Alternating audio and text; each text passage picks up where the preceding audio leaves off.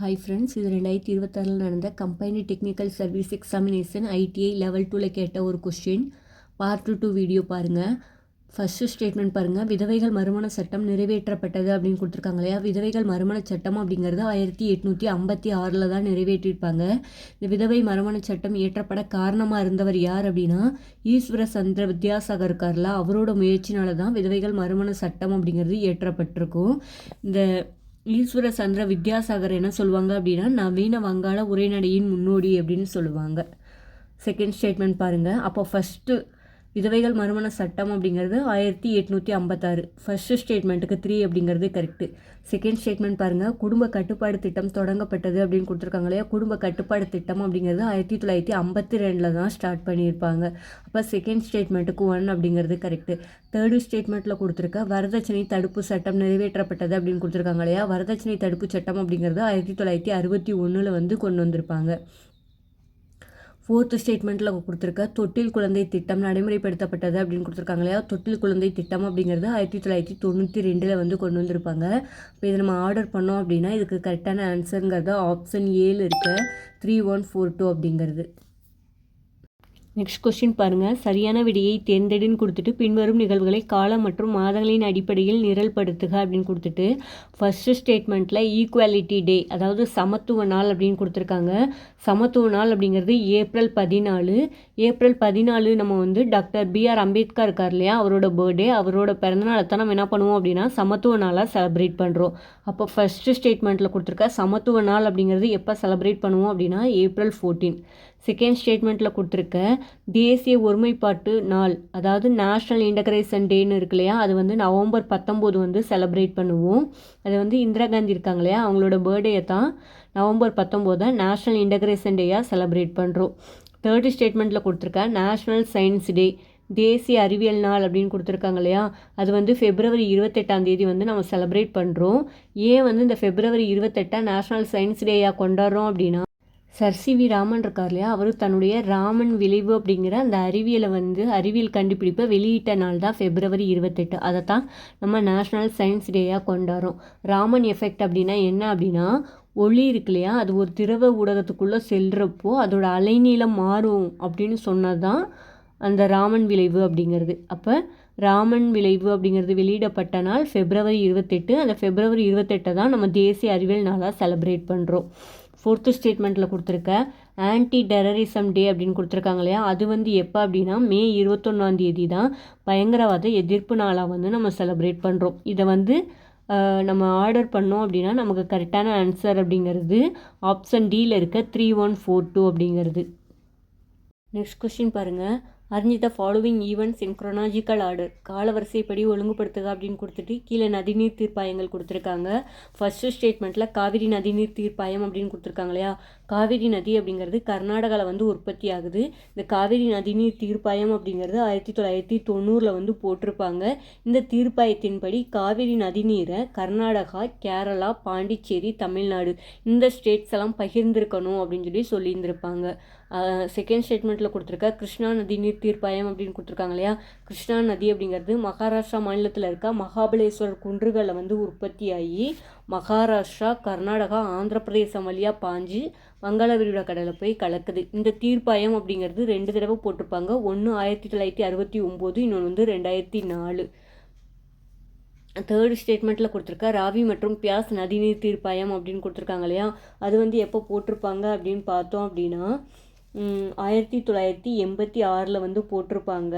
இந்த ராவி மற்றும் பியாஸ் அப்படிங்கிறது சிந்து நதியோட துணை நதிகள் தான். சிந்து நதிநீர் ஒப்பந்தம் அப்படிங்கிறது 1960 இந்தியாவுக்கும் பாகிஸ்தானுக்கும் இடையில போட்டிருப்பாங்க. இதுபடி சிந்து, ஜீலம், செனாப் இந்த 3 நதிகளோட நீரை பாகிஸ்தானும், ராவி, பியாஸ், சட்லஜ் இருக்கு இல்லையா, இந்த நதிகளோட நீரை இந்தியாவும் பகிர்ந்துக்கணும் அப்படிங்கிறது தான் அந்த சிந்து நதிநீர் ஒப்பந்தம் அப்படிங்கிறது. இங்கே கொடுத்துருக்க ராவி மற்றும் பியாஸ் நதிநீர் தீர்ப்பாயம் அப்படிங்கிறது எப்போ போட்டிருப்பாங்க அப்படின்னா 1986 போட்டிருப்பாங்க. இந்த ராவி மற்றும் பியாஸ் நதிநீர் அப்படிங்கிறது எந்த ஸ்டேட்ஸ்லாம் ஷேர் பண்ணிப்பாங்க அப்படின்னா பஞ்சாப், ஹரியானா, ராஜஸ்தான் இந்த 3 மாநிலங்கள் தான் ஷேர் பண்ணிக்கும். 4th ஸ்டேட்மெண்ட்டில் கொடுத்துருக்க வன்ஸ்தாரா நதிநீர் தீர்ப்பாயம் அப்படின்னு கொடுத்துருக்காங்க இல்லையா, அந்த வன்ஸ்தாரா அப்படிங்கிறது ஒடிசாவில் உற்பத்தி ஆகக்கூடிய ஒரு ஆறு. இந்த தீர்ப்பாயம் அப்படிங்கிறது 2010 வந்து போட்டிருப்பாங்க. இந்த வன்ஸ்தாரா நதி அப்படிங்கிறது ஆந்திரா, ஒடிசா இந்த மாநிலங்கள் வந்து இந்த நதிநீரை வந்து ஷேர் பண்ணிக்கணும். அப்போ இந்த இதை நம்ம குரோனாலஜிக்கலாக ஆர்டர் பண்ணோம் அப்படின்னா ஆப்ஷன் ஏல இருக்க 2, 3, 1, 4 அப்படிங்கிறது தான் இந்த கொஸ்டினுக்கு கரெக்டான ஆன்சர். நெக்ஸ்ட் கொஸ்டின் பாருங்கள். 2024-25 ஆண்டுக்காக தமிழ்நாடு அரசின் விருதாளர்களை அவர்கள் பெற்ற விருதுகளுடன் பொருத்தி காட்டுக அப்படின்னு கொடுத்துட்டு விருதுகளோட பெயர்கள் ஒரு பக்கம், விருது பெற்றவர்களோட பெயர்கள் ஒரு பக்கம் கொடுத்துருக்காங்க. ஃபஸ்ட்டு ஸ்டேட்மெண்ட்டில் ஐயர் திருவள்ளுவர் விருது அப்படிங்கிறது மு. படிக்காராமு அவருக்கு வந்து கொடுத்துருக்காங்க.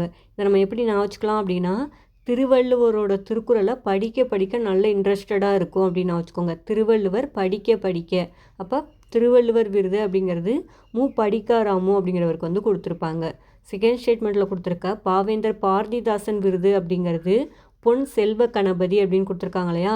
பாவேந்தர் பாரதிதாசன் கணபதி விநாயகனை கும்பிட்டனால பொன் பொருளோட செல்வ செழிப்பாக இருந்தார் அப்படின்னு நான் வச்சுக்கோங்க. அப்போ பொன் செல்வ கணபதிக்கு தான் பாவேந்தர் பாரதிதாசன் விருது அப்படிங்கிறது கொடுத்துருப்பாங்க. தேர்டு ஸ்டேட்மெண்ட்டில் கொடுத்துருக்க தமிழ் தென்றல் திருவிக்கா விருது அப்படிங்கிறது ஜி.ஆர். ரவீந்திரநாத் அப்படிங்கிறவருக்கு வந்து கொடுத்துருக்காங்க. இதை எப்படி நான் வச்சுக்கலாம் அப்படின்னா, திருவிக்காவும் நம்ம ரவீந்திரநாத் தாகூரும் நல்ல ஃப்ரெண்ட்ஸு அப்படின்னு நான் வச்சுக்கோங்க. அப்போ திருவிக்கா விருது அப்படிங்கிறது ரவீந்திரநாத் இருக்கார் இல்லையா, அவருக்கு வந்து கொடுத்துருப்பாங்க. ஃபோர்த்து ஸ்டேட்மெண்ட்டில் கொடுத்துருக்க அண்ணா விருது அப்படிங்கிறது எல். கணேசன் அப்படிங்கிறவங்களுக்கு வந்து கொடுத்துருப்பாங்க. முருகன் விநாயகன் 2 பேத்துல அண்ணன் யார்? கணேசன் தானே அண்ணன். அப்போ அண்ணன் அப்படிங்கிறது யார் அப்படின்னா கணேசன் தான் அண்ணன். அப்போ அண்ணன் விருது அப்படிங்கிறது எல். கணேசன். அப்போ ஃபோர்த்து ஸ்டேட்மெண்ட்டுக்கு 3 அப்படிங்கிறது கரெக்டு. இதை நம்ம ஆர்டர் பண்ணோம் அப்படின்னா அந்த கொஸ்டினுக்கு கரெக்டான ஆன்சருங்கிறது ஆப்ஷன் ஏல இருக்க 2, 4, 1, 3 அப்படிங்கிறது. நெக்ஸ்ட் கொஸ்டின் பாருங்கள். 133 அடியில் கன்னியாகுமரியில் கலைஞர் அவர்களால் திருவள்ளுவர் சிலை நிறுவப்பட்ட ஆண்டு அப்படின்னு கேட்டிருக்காங்க இல்லையா. கன்னியாகுமரியில் திருவள்ளுவர் சிலை நிறுவப்பட்ட ஆண்டு 2000 வந்து நிறுவியிருப்பாங்க. இப்போ 2025 ஜனவரி 1 தான் என்ன பண்ணியிருப்பாங்க அப்படின்னா திருவள்ளுவர் சிலை நிறுவப்பட்டதுக்கான வெள்ளி விழா அப்படிங்கிறது செலிப்ரேட் பண்ணியிருப்பாங்க. நெக்ஸ்ட் கொஸ்டின் அதான், அந்த கொஸ்டின் பாருங்கள். அப்போ 133 அடியில் கன்னியாகுமரியில் கலைஞர் அவர்களால் திருவள்ளுவர் சிலை நிறுவப்பட்டது 2000 வந்து நிறுவியிருப்பாங்க. இப்போ அந்த கொஸ்டின் கரெக்டான ஆன்சருங்கிறது ஆப்ஷன் ஏ அப்படிங்கிறது. நெக்ஸ்ட் கொஸ்டின், திருவள்ளுவர் சிலையின் வெள்ளி விழா கொண்டாட்ட நாள் அப்படின்னு கேட்டிருக்காங்க இல்லையா. திருவள்ளுவர் சிலை வந்து 2000 தான் 133 அடியில் கலைஞர் பீரியடில் வந்து திருவள்ளுவர் சிலை அப்படிங்கிறது கன்னியாகுமரியில் வந்து வச்சுருப்பாங்க. அதுக்கான வெள்ளி விழா அப்படிங்கிறது ஜனவரி 1, 2025 வந்து கொண்டாடியிருப்பாங்க.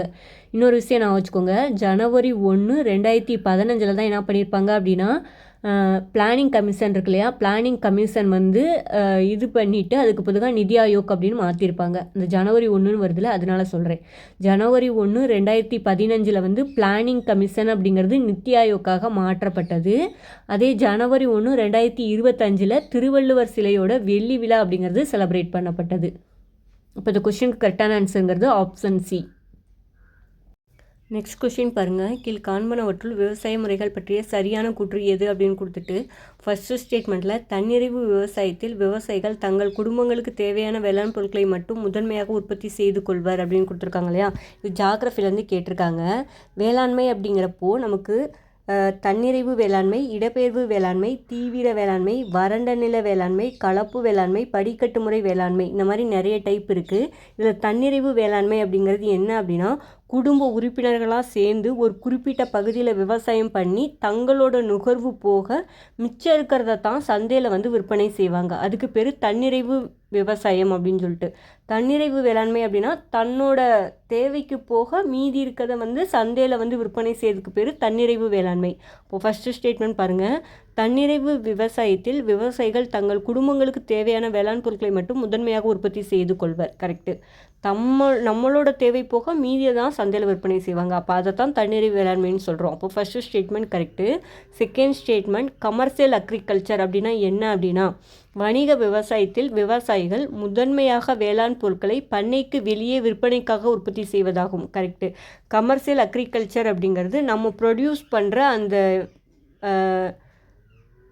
வேளாண் பொருட்களை வந்து வெளியில் விற்பனைக்காக கொண்டுட்டு போகிறோம்ல, அதுதான் என்ன பேர் அப்படின்னா கமர்ஷியல் அக்ரிகல்ச்சர்னு சொல்லுவாங்க. அப்போ செகண்ட் ஸ்டேட்மெண்ட் கரெக்டு. தேர்டு ஸ்டேட்மெண்ட்டில் கொடுத்துருக்க தீவிர வேளாண்மை என்பது மலைப்பகுதி மற்றும் வனப்பகுதிகளில் வாழும் பழங்குடியினர் பின்பற்றும் இத்தகைய விவசாயம் மிகவும் பழமையான ஒன்றாகும் அப்படின்னு சொல்கிறாங்க இல்லையா. பழங்குடியின மக்கள், வனப்பகுதியில் வாழக்கூடிய மக்கள் பின்பற்றக்கூடிய விவசாயத்துக்கு பேர் இடப்பெயர்வு வேளாண்மைன்னு சொல்லுவாங்க. அது தீவிர வேளாண்மைன்னு சொல்ல மாட்டாங்க. அதனால 3rd ஸ்டேட்மெண்ட் அப்படிங்கிறது ராங்கு. இடப்பெயர்வு வேளாண்மையை வெட்டுதல் வேளாண்மை, எரித்தல் வேளாண்மை அப்படின்னு சொல்லுவாங்க. தீவிர வேளாண்மைனா என்ன அப்படின்னா, நல்ல நவீன இயந்திரங்களை யூஸ் பண்ணி நிறைய மருந்துகள், களைக்கொல்லிகள், உரங்கள் இதெல்லாம் யூஸ் பண்ணி அதிகபட்ச அளவில் என்ன பண்ணுவாங்க அப்படின்னா விவசாயம் பண்ணுவாங்க. அப்படி பண்ணுற அந்த விவசாயத்துக்கு தான் தீவிர வேளாண்மை அப்படின்னு சொல்லுவாங்க. இப்போ இந்த கொஸ்டினில் சரியான கூற்று அப்படிங்கிறது தான் கேட்டிருக்காங்க. அப்போ இந்த கொஸ்டின் கரெக்டான ஆன்சருங்கிறது ஆப்ஷன் சியில் இருக்க 1 and 2 ஒன்லி அப்படிங்கிறது. நெக்ஸ்ட் கொஸ்டின் பாருங்கள். கீழ்கண்ட நகரங்களை தொல்பொருள் ஆராய்ச்சியின் மூலம் கண்டுபிடிக்கப்பட்ட கால வரிசையின் அடிப்படையில் வரிசைப்படுத்தவும் அப்படின்னு கொடுத்துட்டு ஃபஸ்ட்டு ஸ்டேட்மெண்ட் மொஹஞ்சதாரோ அப்படின்னு கொடுத்துருக்காங்க. மொஹஞ்சதாரோங்கிறது 1922 ஆர்டி பானர்ஜி அப்படிங்கிறவர் தான் அகலாய்வு செஞ்சுருப்பார். இந்த மொஹஞ்சதாரோ அப்படிங்கிறது பாகிஸ்தானில் இருக்க சிந்து மாகாணத்தில் இருக்க லர்கானா மாவட்டத்தில் இருக்கக்கூடிய ஒரு இடம். செகண்ட் ஸ்டேட்மெண்ட்டில் கொடுத்துருக்க நிப்பூர் அப்படின்னு கொடுத்துருக்காங்க இல்லையா. நிப்பூர் அப்படிங்கிறது பண்டைய ஈராக்கில் இருக்க ஒரு இடம். 1889 இந்த இடத்த வந்து அகலாய்வு பண்ணியிருப்பாங்க. அகலாய்வு செஞ்சது யார் அப்படின்னா அமெரிக்காவில் இருக்க பென்சில்வேனியா பல்கலைக்கழகம் இருக்கு இல்லையா, அவங்க தான் அகலாய்வு செஞ்சுருப்பாங்க. 3rd ஸ்டேட்மெண்ட் பாருங்கள். ஹரப்பா அப்படிங்கிறது 1921 தயாராம் சஹானி அப்படிங்கிறவர் தான் அகலாய்வு செஞ்சுருப்பார். இந்த ஹரப்பா அப்படிங்கிறது பாகிஸ்தானில் இருக்க பஞ்சாபில் இருக்க மாண்ட் கோமாரி அப்படிங்கிற இடத்துல இருக்கக்கூடிய ஒரு பிளேஸு. 4th ஸ்டேட்மெண்ட்டில் உர் அப்படின்னு இருக்கு இல்லையா, அது வந்து 1853 54 வந்து அந்த இடத்த அகலாய்வு பண்ணியிருப்பாங்க. இதுவும் ஈராக்கில் இருக்கக்கூடிய பண்டைய ஈராக்கில் இருக்கக்கூடிய ஒரு இடம் தான். இதை வந்து டெய்லர் அப்படிங்கிறவர் தான் அகலாய்வு செஞ்சுருப்பார்.